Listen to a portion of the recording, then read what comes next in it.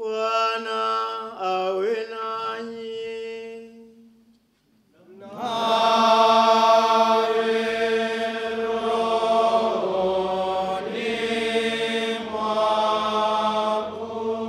Somo la Injili takatifu ilivyoandikwa na Luka.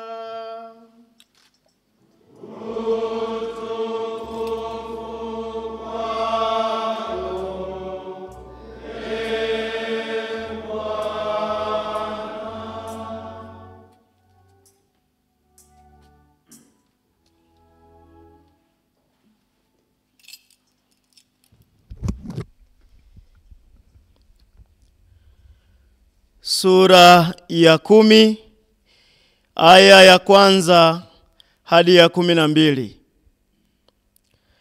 Basi baada ya hayo Bwana aliweka na wengine 70, akawatuma wawili wamtangulie kwenda kila mji na kila mahali alipokusudia kwenda mwenyewe. Akawaambia, mavuno ni mengi, lakini watendakazi ni wachache. Basi muombeni Bwana wa mavuno apeleke watendakazi katika mavuno yake. Enendeni, angalieni, na watuma kama wana kondoo kati ya mbwa mwitu. Msichukue mfuko, wala mkoba, wala viatu, wala msimwamkie mtu njiani. Na nyumba yoyote mtakayoingia, semeni kwanza, amani iwemo nyumbani humu. Na akiwamo mwana wa amani, amani yenu itamkalia. La hayumo, amani yenu itarudi kwenu. Basi kaeni katika nyumba hiyo hiyo, mkila na kunywa vya kwao. Maana mtendakazi amestahili kupewa ujira wake. Msihamehame kutoka nyumba hii kwenda nyumba hii. Na mji wowote mtakaouingia wakiwakaribisha, vileni vyakula viwekwavyo mbele yenu. Waponyeni wagonjwa waliomo, waambieni, ufalme wa Mungu umewakaribia. Na mji wowote mtakaouingia nao hawawakaribishi, tokeni humo. Nanyi mkipita katika njia zake, semeni, hata mavumbi ya mji wenu yaliyogandamana na miguu yetu tunayakung'uta juu yenu.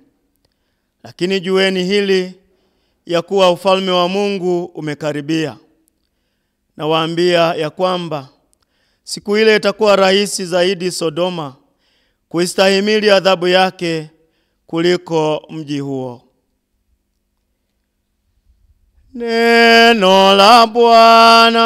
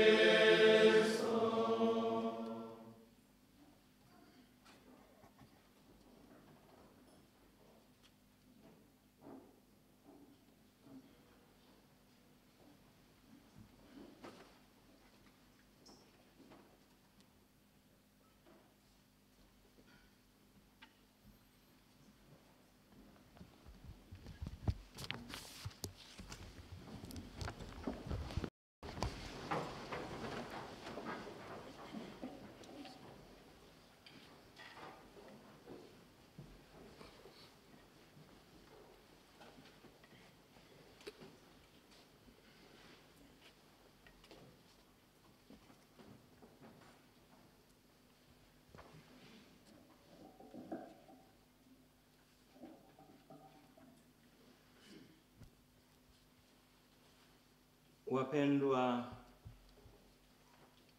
mapadre, kwa namna ya pekee Baba Rekta, wapendwa masista mnaohudumu hapa, wapendwa wahudumu nao wasaidia masista pamoja na mapadre, wapendwa mafrateli wa mwaka pili na wa tatu, na wapendwa mafrateri wa mwaka wa kwanza ambao ndio sababu yetu leo kuwa hapa, ambao mnapokea vazi rasmi la kikerero, na wapendwa wageni wetu wote mliofika hapa. Tumsifu Yesu Kristo. Jubilei 2025 Mahujaji katika matumaini. Mahujaji katika matumaini. Jubilei 2025. Wapendwa wanafunzi wa mwaka wa kwanza, mafrateri, ninawakaribisha sana hapa seminarini Mtungamo, seminari iliyowekwa chini ya mlinzi wa ulinzi wa Mtakatifu Antoni wa Padua.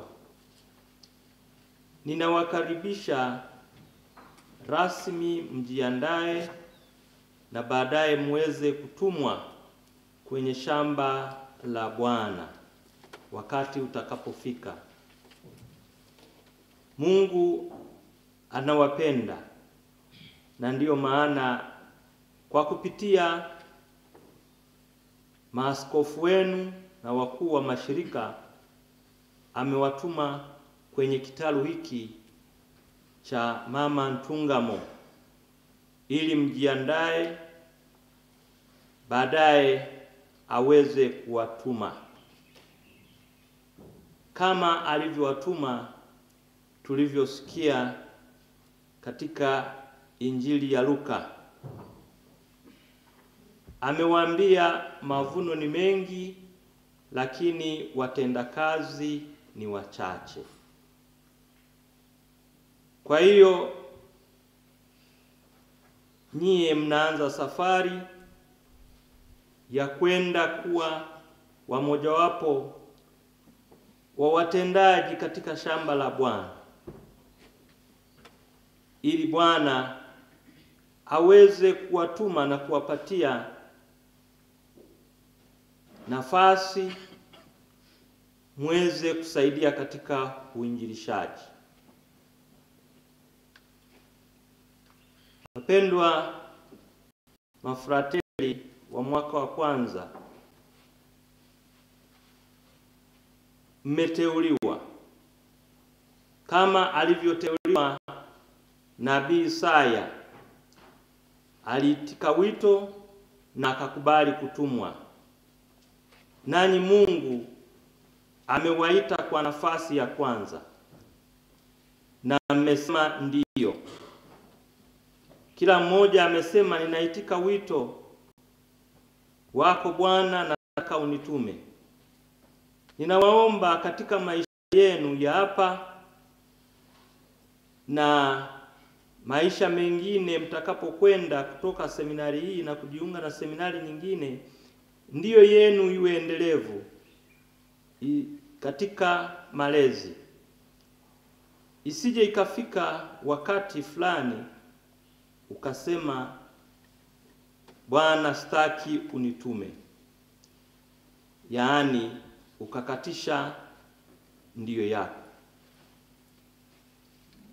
Kumbuka, yule anayekuita ni Muumba wako, na ndiye huyo anataka kukutuma.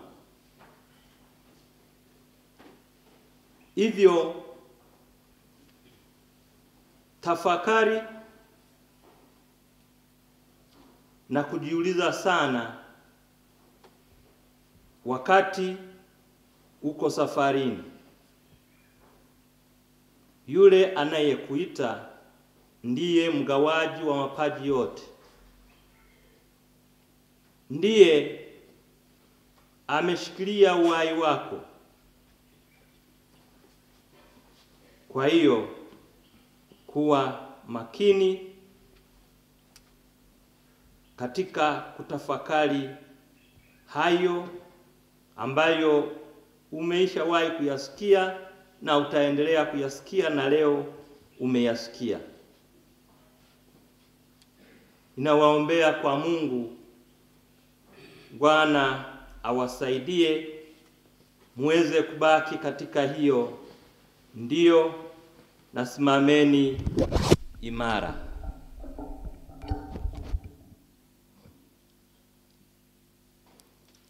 Kama mnavyojua, mmepitia kwenye wengine preparatory seminary, yaani seminari ndogo,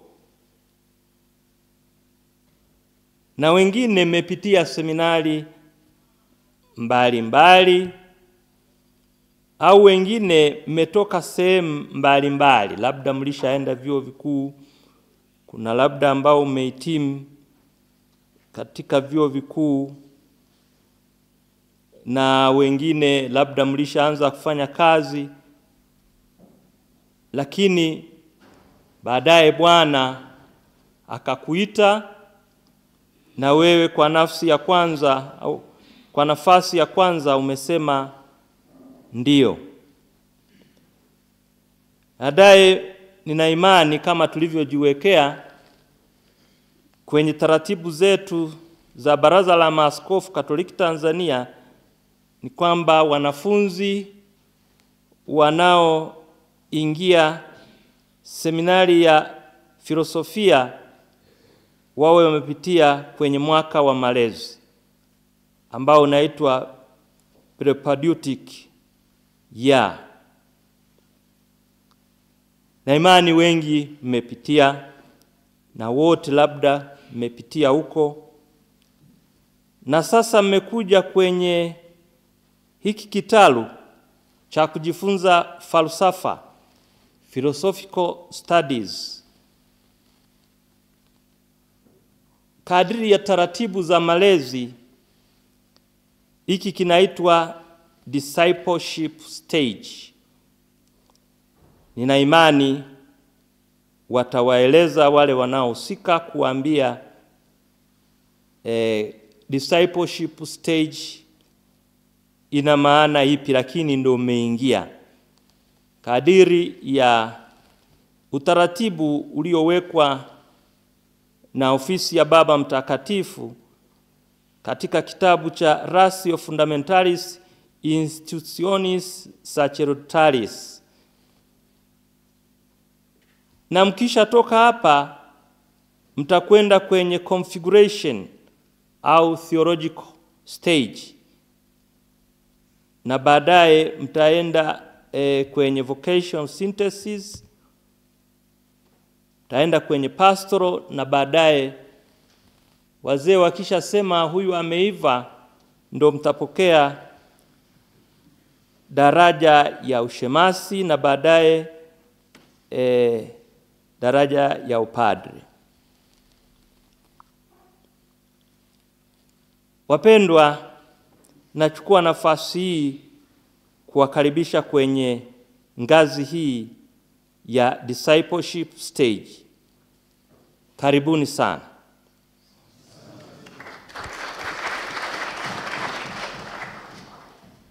Mimi kwa niaba ya maaskofu na wakuu wa mashirika ninawakaribisha, na tunayo imani kwamba ndio yenu ni ya kweli, na mmekuja hapa mtayarishwe na kujitayarisha nyewe wenyewe, na Bwana wetu akisha sema anayo haja na wewe, utawekewa mikono. Kwa hiyo jitahidini sana kukubali kutayarishwa na kujitayarisha wewe mwenyewe. Maana wengine wanaweza wakawa nasema tunakutayarisha, lakini wewe haujakubali. Na hapo kama wewe haujakubali, itakuwa vigumu hata kuweza kuendelea na malezi. Wapendwa mafrateli, mmekuja hapa kuandaliwa muwe mapadre. Kwa mjibu wa ofisi ya upadre, ninyi mnatayarishwa kuwa viongozi wa kanisa ambao ni mapadre, wasaidizi wa maaskofu. Sisi kwa niaba ya wale ambao wapo, tunayo matumaini makubwa kwamba tutapata wasimamizi wa taasisi mbalimbali za kanisa, wakuu wa mashirika, na labda Mungu akipenda maaskofu kutoka kwenu. Hivyo ninawaalika kwamba jitahidini mtimize azma hiyo. Tangu mwanzo niwaambie, kila wito wowote una gharama zake. Unapoandaliwa kuwa padre au kiongozi, jitahidini kujua kuwa seminari inazo nguzo 3. Wengine mliopitia seminari ndogo na nyumba za malezi mmeyasikia, labda wengine ndio wanayasikia siku ya leo, kuwa nguzo 3 ni sala, masomo na nini, na kazi. Hizi ndizo nyenzo 3 za seminari. Zinaambatana na kujijenga kifadhila, fadhila ambazo zitakusaidia kuwa kiongozi wa kanisa. Bahati nzuri, Baba Gombera wenu ameandika kitabu kizuri kinachohusu malezi. Hicho kwangu ninawaalika kwamba, kama wanavyosema Waingereza, it is a recommended reading. Yaani ni kitabu ambacho tunawaalika na kuwasisitiza mkisome. Pamoja na nyenzo hiyo, tumesikia katika somo la pili, Mtakatifu Paulo ametuambia kuwa wasaidizi katika kanisa inabidi wawe wenye tabia njema, wanyofu, wasiwe wanywaji mno wa divai au wenye tamaa ya fedha. Wanapaswa kuzingatia dhamiri njema, ukweli ndani ya imani. Lazima kwanza wathibitishwe na kionekana kuwa wanafaa, basi watoe huduma hiyo. Wapendwa, mmefika hapa kujiandaa kama nilivyokwisha sema, na kadiri mtakavyokuwa mnathibitishwa, mtakaribishwa mwende mbele, na baadaye ninayo imani kwamba mtathibitishwa na maaskofu wenu au wakuu wa mashirika, muweze kujongea altare ya Bwana. Hivyo mnatakiwa muwe wanyofu na watu wa tabia njema. Hizi tabia njema zinalelewa na kujilea wenyewe. Kwa umri huu, walezi hawahitaji kukufuatilia kama mtoto mdogo, kuulizia kwa nini unaongea asubuhi wakati wa tafakari, au kwa nini unapiga kelele wakati wengine wanasoma, au unaongea na simu kwa sauti kubwa wakati wengine wanasali, au unacheza mpira wakati wengine wapo darasani, au unafungulia mziki wakati unajua wengine wapo darasani? Au kwa nini haukuja kanisani kwenye misa? Kufuatiliwa hivyo wakati huu, nadhani unakosa kitu fulani. Mimi niliwahi kumwambia Baba Gombera kwamba kama frateri wa jimbo la Bukoba utaona haji kanisani, afadhali huyo tumshauri ashike njia nyingine, kwa sababu ofisi yake kuu itakuwa ni kanisani.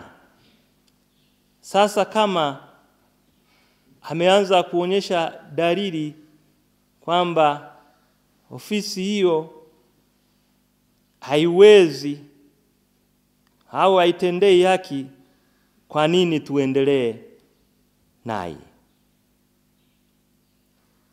Au ukiona kama huyo frateri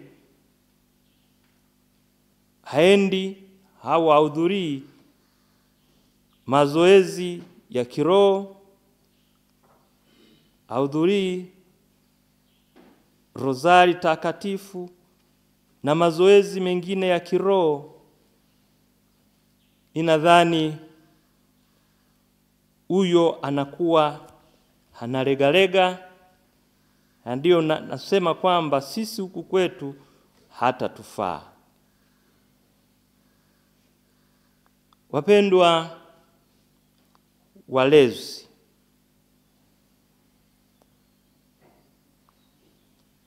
nadhani mnayo kazi nzito, na ni kweli kazi yenu ni nzito ya kulea, hata kutayarisha vipindi inakuwa ni kazi nzito ambazo mnazo. Kwa hiyo hampashwi kubebeshwa mizigo mingine ya kuwafuatilia wale ambao wakuja darasani, au mtu anaomba kwamba anataka kufanya kitu fulani, lakini kumbe anazo kazi nyingine au anayo mipango mingine, au ameomba kwenda Kagemu lakini unamkuta yuko kule Ruamishenye. Kweli huyo unaona kwamba bado anakuwa hajakomaa. Kwa hiyo vazi hili ambalo mnalivaa siku ya leo liwakumbushe kwamba ninaendelea kujiingiza karibu na Bwana. Kwa hiyo inabidi niwe makini.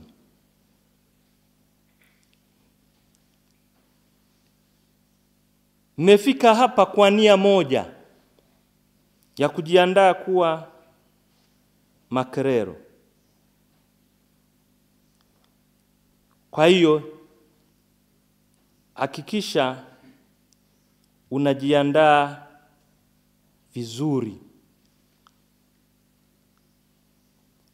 na hakikisha lengo lako ni moja, lengo la kuwa padre. Kwa sababu miaka ya 70 alipokuwepo, mkiangalia kwenye vitabu vyenu, Padre Mawinza alikuwa anatoka jimbo la Morogoro. Walikuja kugundua hapa palikuwepo na kijana mmoja aliyekuwa anaitwa frateri fulani. Walikuja kugundua huyo Father Mawinza kwamba huyo alikuwa ni mmojawapo wa watu wa ofisi ya kijasusi. Kwa hiyo kijana amekuja hapa, lakini anawatumikia mabwana wawili. zangu mmefika hapa, wapendwa mafrateli, jaribu kuangalia, je, niko hapa na watumikia mabwana wawili au namtumikia bwana mmoja? Na miaka fulani imewahi kutokea kwenye seminari zetu, amefika mtu lakini na mwenyewe alikuwa anawatumikia mabwana wawili. Kwa hiyo kuweni makini. Naangalia kwamba mimi nimefika hapa seminari nijiandae kuwa padre, au nimefika hapa niwatumikie mabwana wawili. Wapendwa mafrateli, kama nilivyokwisha waambia, inabidi ujilee mwenyewe.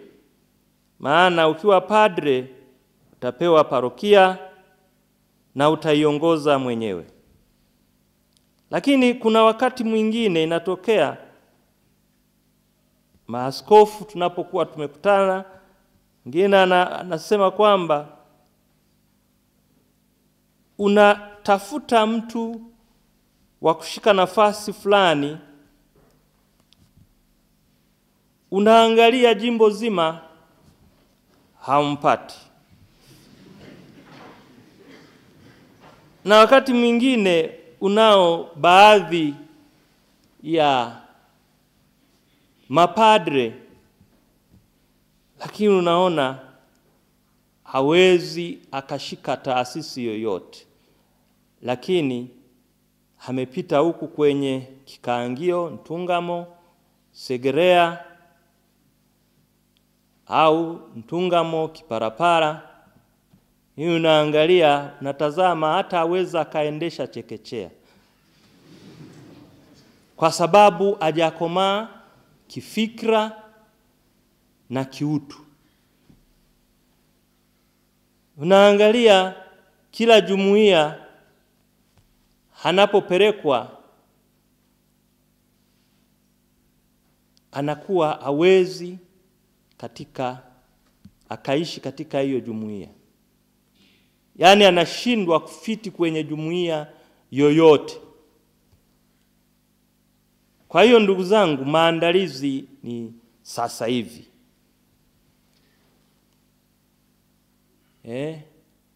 Wengine wanaenda kwenye michezo, wewe unajitenga, unaenda kule chini unakaa peke yako.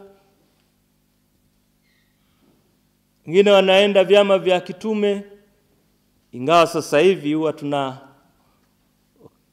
waomba, nadhani wameisha waomba kwamba walau unapoingia seminarini, walau uingie kwenye chama cha kitume na uingie kwenye vyama visivyo vya kitume. Vivyo hivyo uwe na mchezo, kwa sababu hayo mambo yanakusaidia katika makuzi. Na usijitenge na watu wanapoongea, kuwa karibu nao. Hiyo ni maisha ya jumuiya, kwa sababu wewe utakuwa kiongozi wa jumuiya. Sasa ukianza kujitenga na watu, maana watu watakapokuwa wanakuja pale kanisani, unawafukuza kwamba uhitaji kuwaona. Kwa hiyo kuweni makini. Yale mnayoelekezwa na walezi wenu ya kujichanganya hata kwenye michezo, kwenye burudani, ni ya muhimu sana, yatawasaidia katika utume wenu wa baadaye. Inabidi muwe na tabia njema.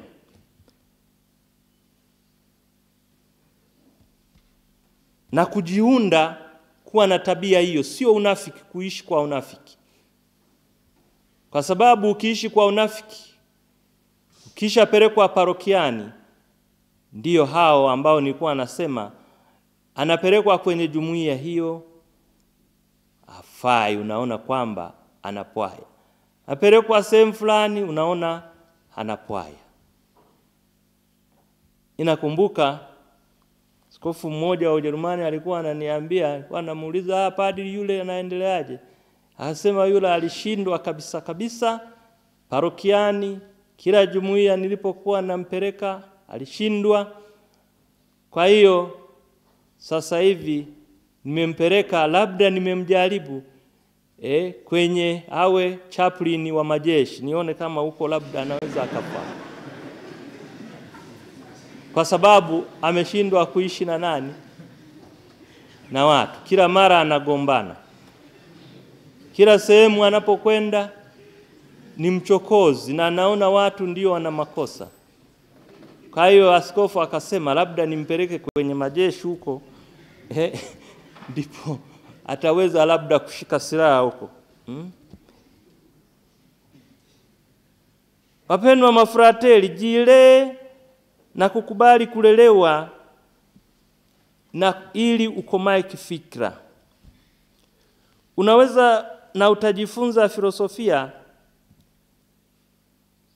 Yale unayojifunza kwenye filosofia, hata teolojia, jaribu kuyaoanisha na maisha ya kawaida. Nani nyie ambao umekaa hapa mnajua kwamba Socrates alituambia kujua zuri sio kufanya zuri. To know the good is not to do the good. Hivyo nanyi oanisha unayojifunza na maisha yako. Yale unayojifunza ya kusaidie kuishi maisha ya kifadhila, maisha ya kiimani na maisha ya kimaadili. Mfano, ukiwa parokiani peke yako, ujue hakuna mtu ambaye atakuwa anakuangalia, na utakuwa peke yako na Mungu wako. Kwa hiyo kama au kujilea ukawa mkomavu katika seminari, inakuwa vigumu.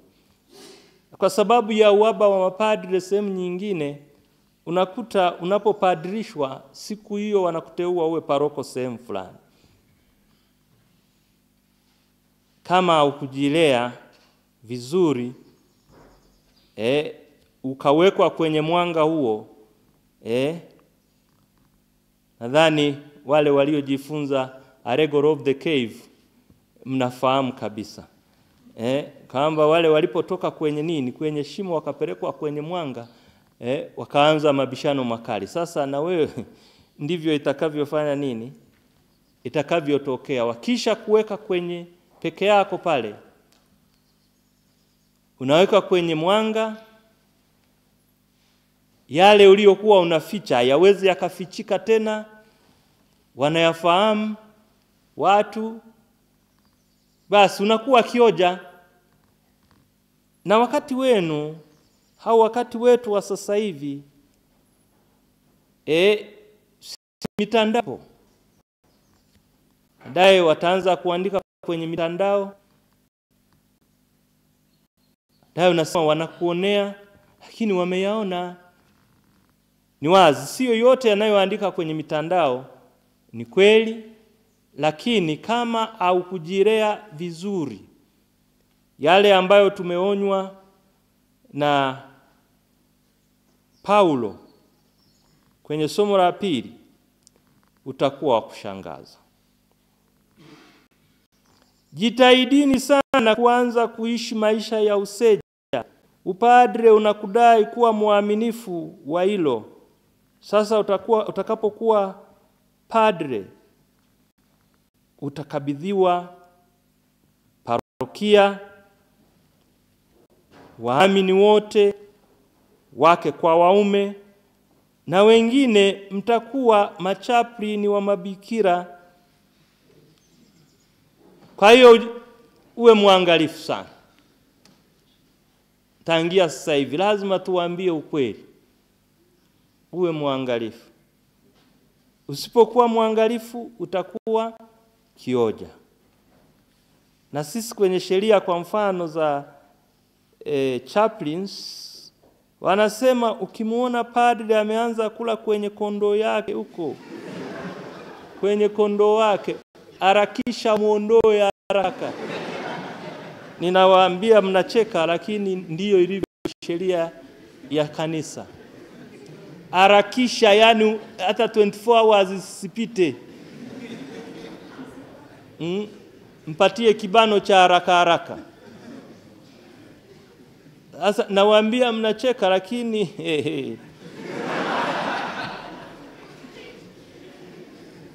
wapendwa mafrateri, somo la pili limetuambia inabidi mtu asiwe wakunywa divai au mvinyo. Hapa unaruhusiwa kunywa divai au mvinyo, lakini sio kuwa mlevi. Na haya yanahitaji malezi. Malezi ya kuona pombe zipo, unakunywa kwa kiasi. Lakini wengine, labda ni kwa sababu ya watu wanaoishi nao au ambao amekuwa nao, akisha ziona hizo pombe, kiwepo ile madawa ya kuchanganya, unachanganya huku, sijui inaitwaje, sijui unachanganya huku, anachanganya, baadaye na mwenyewe anakuta ameisha changanyikiwa.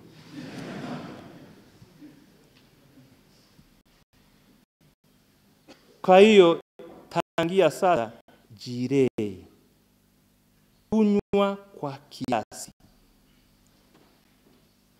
Nimechunguza sehemu nyingi, hata nilipokuwa Ulaya, unaenda maparokiani wanakukaribisha pombe, lakini ukishatoka wanasema huyu padri anakunywa. Nilishangaa hata paroko wangu kule Austria, nilienda peke yangu, wakasema nani huwa anapenda pombe, wine. Wanakupatia, lakini hao ndio wanakwenda nini kusema. Na pombe zipo nyingi za kutosha sehemu zote. Kule nilikuwa nawaambia ya mapadri wetu kwamba nikiona mtu anakunywa pombe, akaona ana dalili au za kidogo za kuzidi, hiyo siwezi nikampeleka kwenye masomo ya nje, kwa sababu kule kumbuka nienda kusoma lugha ya Kijerumani. Tulipofika sehemu fulani, kwa wametukaribisha familia moja. Sasa tukasema tungetumia wine. Sasa wakatukaribisha, wakasema ndio mchague huku wine. Alikuwa ni baba na mke wake, walikuwa wanaishi peke yao, watoto wao walishakuwa. Kwa hiyo wakawa watoto wao hawapo, wenyewe walikuwa na chumba kimejaa kila aina ya wine na kila aina ya pombe. Sasa nikasema wangekuwa wanaleta vijana wa kwetu, sijui wangekufa hapo. Na ninayowaambia ni kwamba hayo ndiyo mtakayokumbana nayo nanyi. Naenda kila sehemu, pombe zipo, lakini inabidi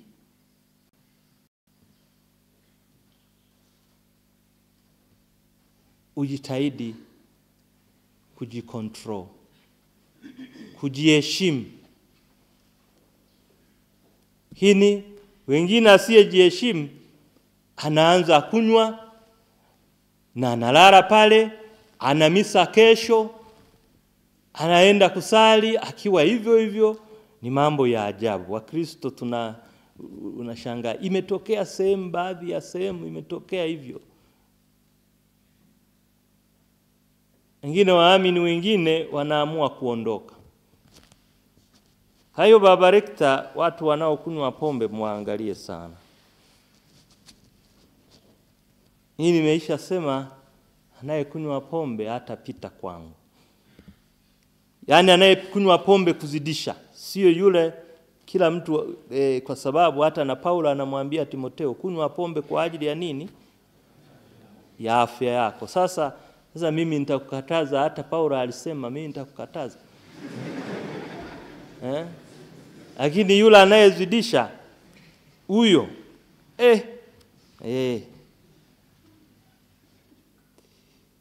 umekuja hapa kujiandaa kusoma, hakikisha unasoma na vitabu vipo vya kutosha. Sio kuanza kuzunguka Kibuye sijui wapi, Buwekera na wapi, kila zinapotokea free and out wewe ndiyo wa kwanza, ukimaliza misa unakuja jioni nani. Uwezi ukatulia kwamba ninazo assignment fulani na fulani nizimalizie. Yani uko ndiko kukomaa.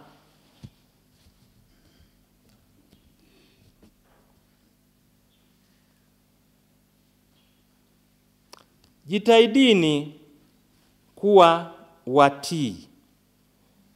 Kuna taratibu ambazo zimewekwa, na hizo taratibu zimewekwa ili kukusaidia kukomaza taratibu. Baadaye mazoea kidogo na wewe unakuta imeisha kuwa nini? Imeisha kuwa habit.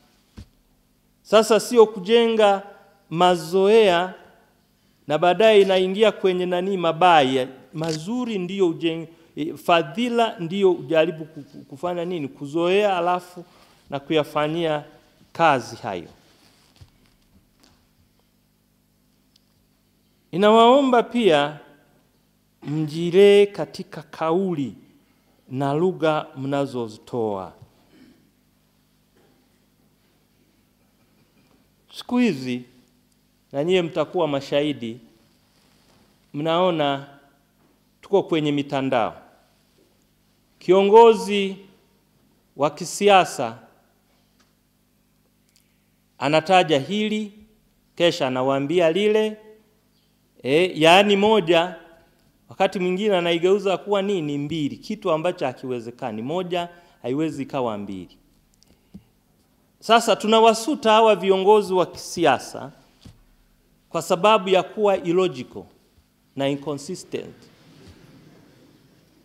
Hawana logic na hakuna consistency ya aina yoyote.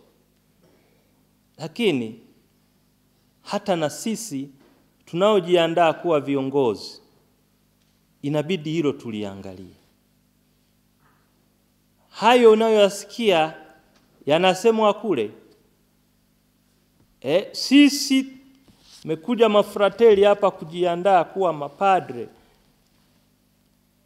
ni utandawazi. Unahubiri hivi leo, baadaye wanakuta hilo ulilokuwa unalihubiri ndilo hilo unaofanya nini? Unaolitenda. Baadaye unajiuliza, huyu padre yale anayoyahubiri ayaishi. Huyu frateri anayopashwa kuyaishi afanye nini? Hayaishi. Na haya yote yanatokana na maandalizi yako. Bado mimi naona kwamba nyie mna bahati kubwa. Mko bado kwenye nini? Kwenye maandalizi. Wakati wa kurekebisha ndio sasa. Mkisema mnaendelea hivyo, kama viongozi wetu, sisi walikuja kwetu tukawaambia, jamani, pataneni mapema kabla hamjaingia kwenye uchaguzi. Wakakataa, wakaingia kwenye nini? Kwenye uchaguzi. Sote tunaona matokeo ambayo yamefanya nini? Yamekuja. Sasa na nyie wakati wa kurekebisha ndio sasa. Ukishindwa kujirekebisha, kama unaona una kirema fulani, una udhaifu fulani, wakati wa kurekebisha ndio sasa. Kuna huyu askofu wetu ambaye alitupadilisha, Askofu Timanywa, na niliwaambia wakati fulani alikuwa anatuambia kwamba wewe frateri, sema upadre unaona kwamba sio kitu cha lele mama. Sema ni sawa sawa wewe umeisha beba tembo, lakini unaongeza chui, unaongeza nyati, unaongeza nini. Sasa akasema uwezi baadaye ukaenda vizuri. Sasa upadre wenyewe ni msalaba. Unabeba nini? Unabeba msalaba. Sasa mwingine utakuta anaongeza pandeni, anaongeza mvinyo, halafu mwingine anaongeza familia. Hasa utafika. Na haya yote yanatokana na nini? Na maandalizi. Na ndio maana nawaambia bado nyie mna nini? Mna bahati ya kurekebisha sasa hivi.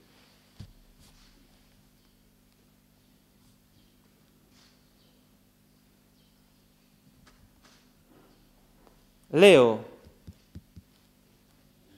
tunabariki makanzu na tayari mnayo kwenye mikono yenu, mnayapokea rasmi vazi hilo la kikerero. Kumbuka msemo wa Kiingereza unaosema a habit does not make a monk. Yaani vazi alimfanyi nini? Alifanyi tabia ya nani? Ya monaki. Kwa hiyo hilo vazi jaribu kuangalia linaendana na tabia yako au tabia ya vazi hilo. Unajiandaa kuwa padre mzuri. Tunza heshima ya vazi hilo unalolipokea leo.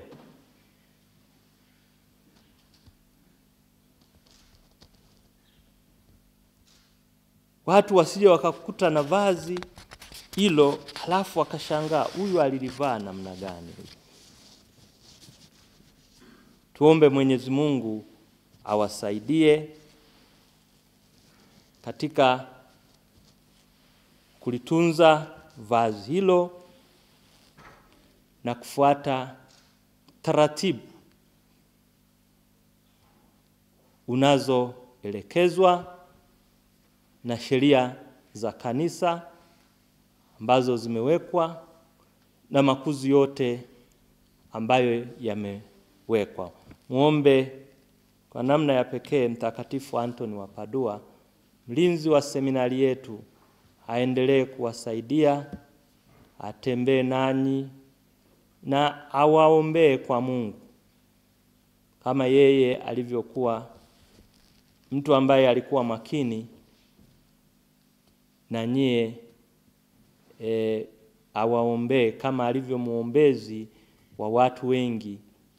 Ule udhaifu ambao mnaweza mkawa nao muweze kuondokana nao, na baadaye takapokwenda mbele muweze kuwa wachungaji wazuri, mapadre wazuri ambao wanalifaa katika kanisa. Tumsifu Yesu Kristo.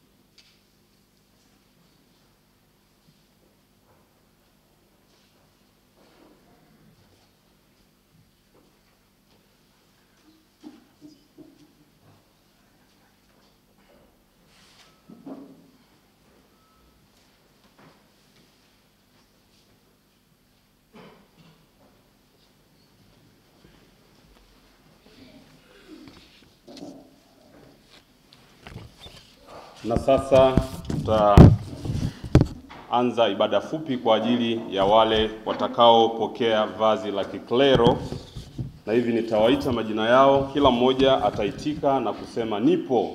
na atafika hapa mbele, na baadaye Mwasha Baba Askofu atabariki vazi hilo. Jacobo Chafumbwe, Umuhozawase Moise, Godlove Munyuku, Vincent Lukiga, Yohan Tahani, Zakayo Ndayata, Dennis Kakuru, Boniface Yohane, Obed Gaspar, Aidanus Tumwesige, Anania Buya, Joseph Luyanji, Andrea Mwamita, Privatus Muchunguzi, Emmanuel Chula, Perfecto Nyasio, Deogratias Maki, Nixon Mwakapalala, Baptisti Msemwa, Geoffrey Sanga, Eliud Muhanuzi, Juma Masalu, Jemini Mtafungwa, Sylvester Safari, Edgar Feliciani, Bertrandus Besigwa, Boniface Adolf, Sikitu Severini, Anton John, Crispin Ndagi, Deogratias Fumbwani, Laurent Kayanda, Antidius Kabuyemera, Vedastus Leumbiza, Antidius Lehabula, Alois Chipeta, Jovin Kabisi, Alphonse Bango, Agustino Biuvale, Claudio Mbinda, Emmanuel Kanga, David Tesha, Fanuel John, Robert Laurent, Paul Kumoso, Jacob Emili, Xavier Stefano, Kulwa Matarduma, Daudi Kasitanga,